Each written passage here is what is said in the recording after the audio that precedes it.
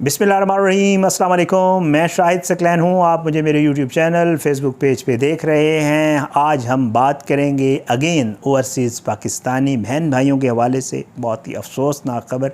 मैं अक्सर ऐसी ख़बरें जो है वो आपके सामने रखता होता हूँ कि कई ऐसे वाक़यात पेश आते हैं जहाँ पे हमारे जो ओवरसीज़ हैं कुछ वक्त के लिए वो पाकिस्तान आते हैं, लेकिन यहाँ के उनकी फ़ैमिलीज़ के साथ उनके साथ कुछ ऐसे अनफॉर्चुनेट इंसिडेंट्स हो जाते हैं जो कि उनके लिए और हम सब के लिए परेशानी का, दुख का बायस होते हैं। ऐसा ही एक वाक़या जो है वो पेश आया है और ये तफ़सील जो है मैं आपके सामने रखूँगा कि किस तरह इटली से जो है वो साहब वापस आए। जुल्फ़कार साहब इनका नाम है और इनकी 2 बच्चियाँ हैं, बेटियाँ हैं इनकी, और वो जो है 19 साल की है, एक 22 साल की है।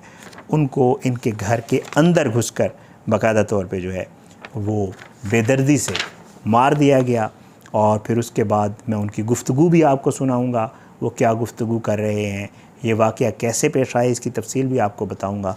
और साथ साथ इस मामले के ऊपर जो उन्होंने FIR वगैरह करवाई है वो भी आपको बताऊंगा। ये चीज़ें आज आपके साथ शेयर करेंगे, तो तमाम लोगों के लिए दुआ किया करें जी।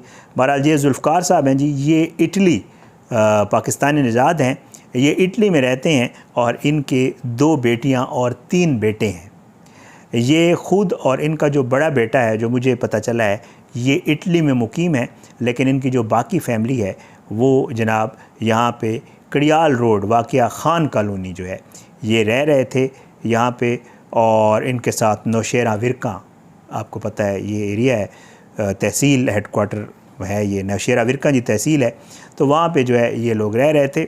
और जुल्फ़कार साहब जो है वो FIR में ये बताते हैं कि मैं जो है इटली से घर आया हुआ था, मेरा घर जो है फ़लाँ जगह पे मौजूद है, और मैं अपने उस दिन जो है मैं बैंक से 12 लाख रुपए कैश निकलवा के लाया था, वो भी घर पर मौजूद था।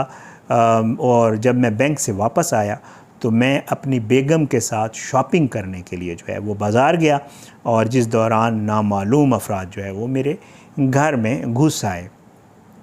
इन लोगों ने जो है FIR के मुताबिक घर में घुसकर 12 लाख रुपए और 3000 यूरो ये जो है इन्होंने लूट लिए।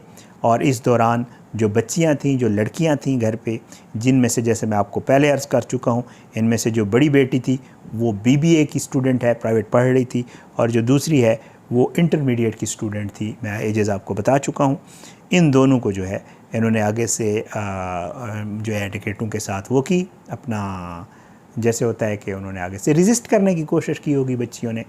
तो बहरहाल उन लोगों ने फायरिंग की, जिससे ये 2 बच्चियां जो है वो मौका पर ही जाँ भाग हो गई। मैं चाहता हूँ जो जुल्फ़कार साहब हैं, जब पुलिस आई तो उन्होंने बाकायदा तौर पे पुलिस के साथ गुफ्तगू की है, जिसमें वो वाज़े तौर पे कह रहे हैं कि जी पंजाब में कत्ल करना इतना आसान है जैसे किसी मुर्गी को ज़बह करना। सुने जुल्फ़कार साहब इस हवाले से क्या कह रहे हैं, फिर आगे चल के इसके ऊपर थोड़ी सी मज़ीद बात भी करेंगे।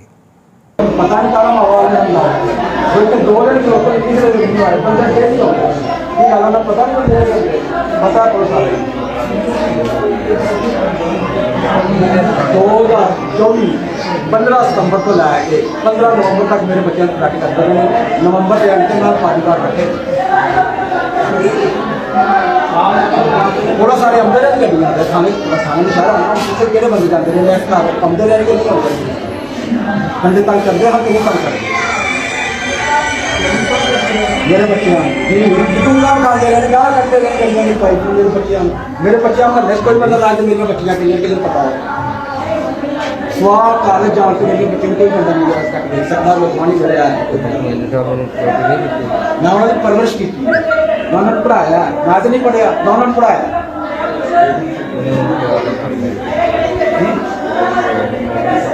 प्राइवेट पढ़ते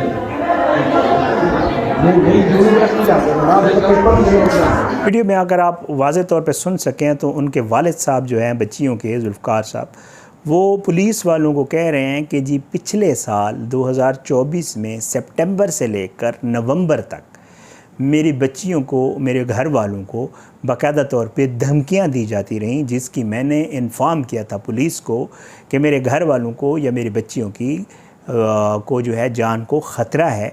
लेकिन वो कहते हैं कि अब आप लोग आ गए हैं अब आप लोग जो है मुझसे पूछने के लिए आ गए हैं। मैंने तो आपको पहले इन्फॉर्म किया था कि उनकी जान को ख़तरा है, लेकिन पुलिस ने इसके ऊपर कुछ भी नहीं किया मेरी बच्चियों को हिफाजत देने के लिए।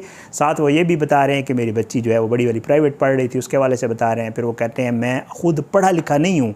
एक बहुत बड़ी जो है वो कहते हैं मैं ख़ुद पढ़ा लिखा नहीं हूँ, लेकिन मैंने अपनी बच्चियों को पढ़ाया है।